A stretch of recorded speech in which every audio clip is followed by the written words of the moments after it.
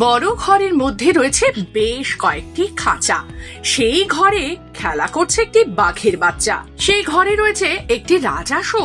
শাবক বাঘ সেই সময় কোনো খেলার সঙ্গী না পেয়ে রাজহাঁসটির সঙ্গেই খেলা করতে চায়। হোক না বাচ্চা, তবুও তো বাঘের।